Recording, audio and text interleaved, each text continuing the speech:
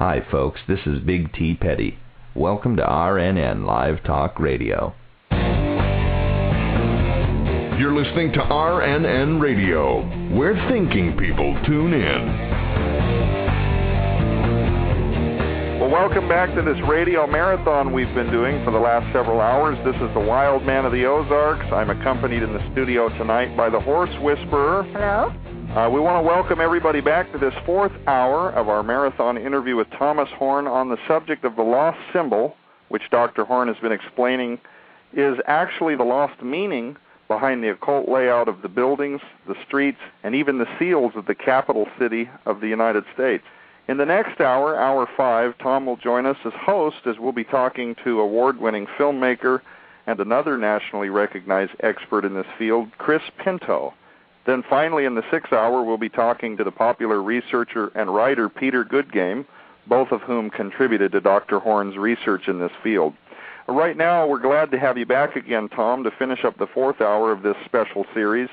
Now, when we finished the last segment, you had just started explaining how this famous painting of George Washington in the Capitol Dome, known as the Apotheosis of Washington, held known and deep esoteric meaning to those men behind the scenes in Washington that believed America was destined to become the new Atlantis.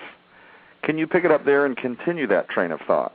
Yeah, well, I'm glad to be back, and of course this 4th hour. I mean, it has been a marathon, and but it's also been just a delight to be able to do this show to respond to the many questions that were coming in since the release of that book, Apollyon Rising 2012. This was really probably of all of the questions that we've received since that book was released, people wanting to know that, you know, that little small paragraph in the book that mentioned the magic square and its connection to the obelisk in Washington. I just barely mentioned it and then went on past it, and I guess it really caught a lot of people's attention because we've got more email about that than anything else. So I'm happy to pick it right back up. And in that last hour, what I had started to say was how as a deist and as a Freemason, George Washington, he would have believed that by following the enlightened path that is guided by the principles of Freemasonry, that he would achieve apotheosis,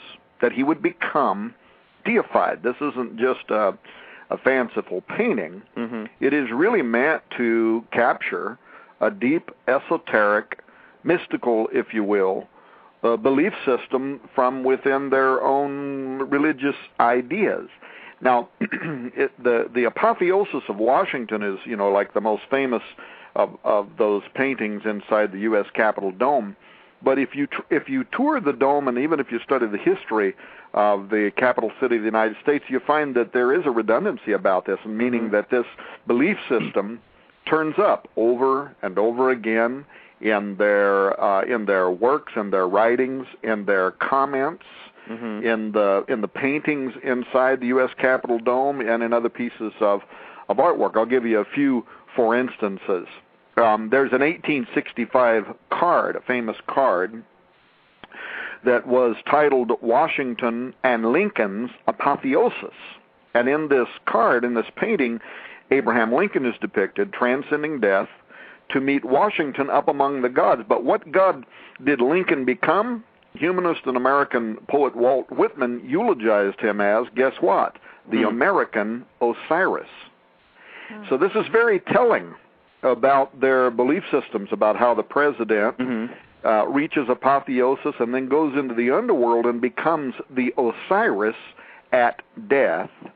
And then the spirit of Osiris is called up through those magical devices in Washington, D.C., the obelisk and the dome, to come up into the next president who takes the place of the president that just expired and went into the other underworld to become the Osiris. There's more. Horatio Greenow's 1840 government commission statue of George Washington actually shows the first president enthroned as the god Jupiter, or Zeus.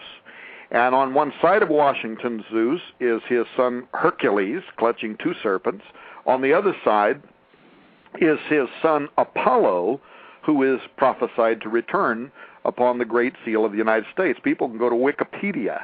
They can look up this artwork that was commissioned by the U.S. government that literally shows the President of the United States as Jupiter or Zeus and his two sons next to him. And Greenough, who had been commissioned to do that work, he admitted that his vision was based on presenting Washington as a deified figure, the father of Apollo, similar, evidently, to what the Hebrew God is to Jesus in their line of thinking.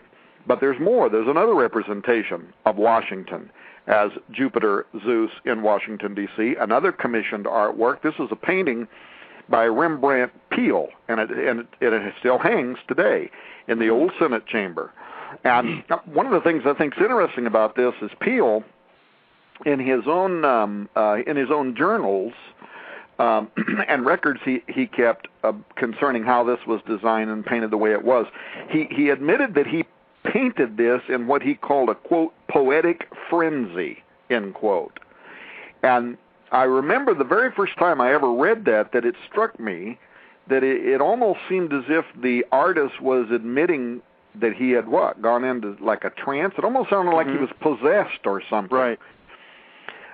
Anyway, painted this in a stove oval window atop a stone seal, and it is engraved Patre Pater, which means the father of his country. And this window, by the way, that Washington is painted in, is decorated with a garland of oak leaves, which was included, according to the artist, because the oak leaves are sacred to Jupiter.